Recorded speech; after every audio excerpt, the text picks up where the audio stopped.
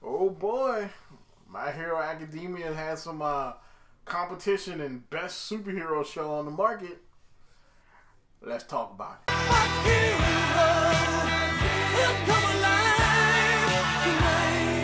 What is up, YouTube? My name is Mario, aka the Loot Box Hero, bringing you another review.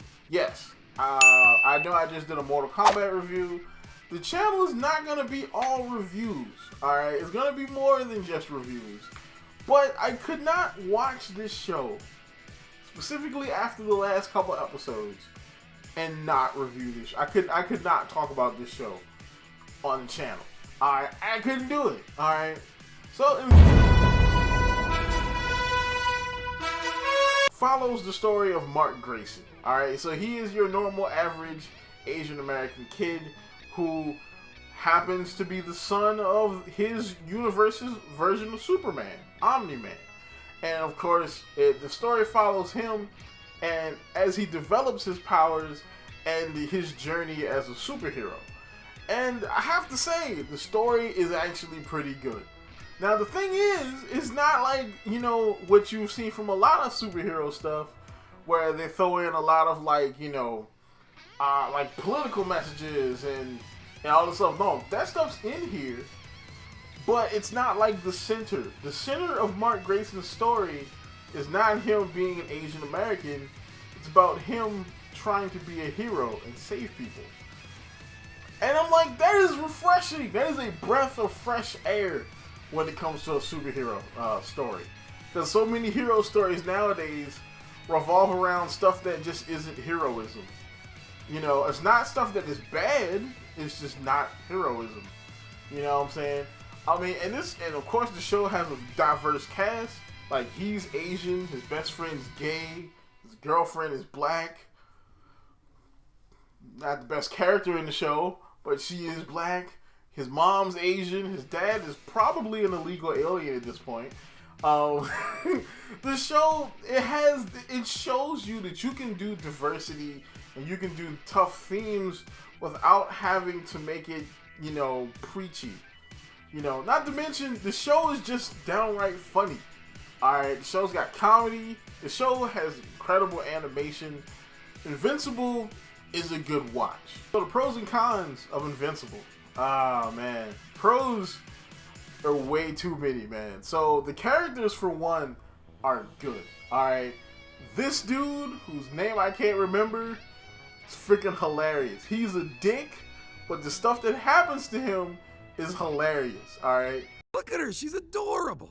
But isn't there like an age requirement for this ride? Am I wrong? This seems weird, right? I don't know, you're here. Isn't there a dick size requirement? I'm sorry. For what, your tiny dick? I mean, the way you've been strutting around here, you must be compensating for something. Somebody ought to teach you some motherfucking what the fuck. He makes any scene he's in kind of about him. It's funny. Dr. Seismo is like one of the best villains. It's freaking hilarious, man. Alright. And he's the one that's kind of spouting all this like crazy SJW stuff, but he also has like CTE. So it's like it's comedy gold, man. You know, of course, Mark himself is also a pretty interesting character. Even though he kind of has this kind of Spider-Man-y arc. I'm just getting my powers. I have to balance like real life with superhero life and stuff like that. His character is still pretty interesting though. You know, of course, Omni-Man, I'm not even going there, alright? I'm not gonna get into spoilers. So the animation in this show is spot on, yo. Like, because usually when you get these kind of like streaming show, like these streaming service animated shows, the animation is alright. You know what I'm saying? It's not like, oh man, look like this was done by like Mappa or something. Like, no, they do it they do it pretty good. But I have to say, the animation in this show is giving me some anime feels here. It's feeling like anime here, man. And I'm like, yo, and not to mention, not just the animation though, but just like how they compose shots. Like, there's this one, well, that's a spoiler, damn it. There's this one shot where Invincible is fighting another character. Alright, and the character has red eyes because somebody tried to gouge that character's eyes out. And so the red eyes actually kind of work in this situation because this character is kind of on a heel turn. And so these little bits actually speak volumes without ever actually saying a word. And I'm like, that is some good shot composition. I want to say that's not, I don't think that's the actual word for that. So the voice acting cast is crazy for this show. Like, hold a second, let me just look at the cast for this show. Alright, so we have Steven Yeun, Sandra Oh, J.K. Simmons, Zazie Beetz, Walton Goggins, Zachary Quinto, Clancy Brown, Mark Hamill, Mahershala Ali, Seth Rogen. Like, there's so many people in this cast. I'm probably forgetting somebody. Jeffrey Donovan is in this show. There's Michael Dorn. Michael Dorn's in this show. Worf is in this show, yo. So the voice cast on this show is amazing. Alright. Like, they Google, freaking Amazon made it rain on the casting director. They were like, yes, just hire all those people. Hire all those people. And it works. And a lot of these characters, aren't dead, so they might just come back. And I'm like, this is freaking sick. The voice cast on this show feels like it would be a live action show. Even though, I mean, it will probably be way too expensive. But the voice cast, and they don't slouch. It's not like, oh, we brought in all these actors, but they suck as voice actors. Like, no. The voice acting is really good. Cons for this show. I cannot think of bad things to say about this show. And this is one of the reasons why I didn't put it out. I've been kind of waiting on doing this review a little bit. Because I'm like, what can I say about this show that is bad?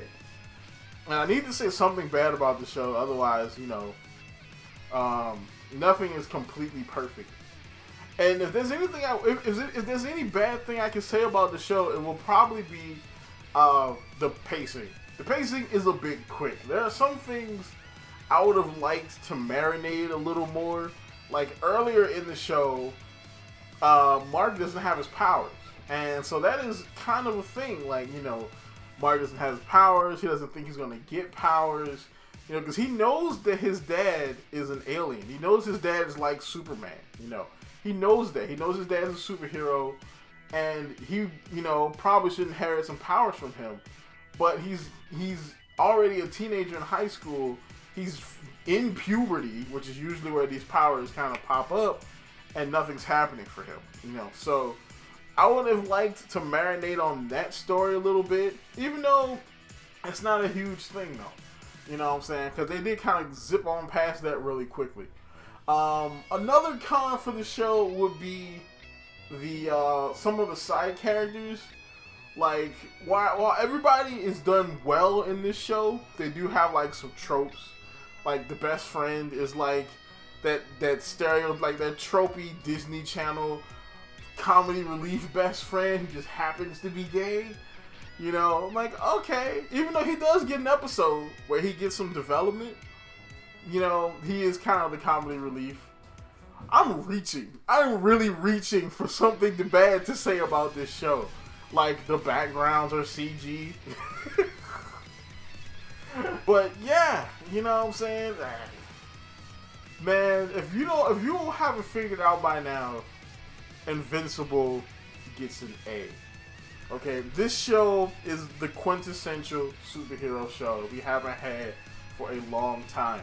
Like, My Hero Academia was my top tier superhero show for the modern era. Like, I mean, this is like, what I'm saying? This is like up there with like, the Batman, the animated series, and the Spider-Man and stuff like that.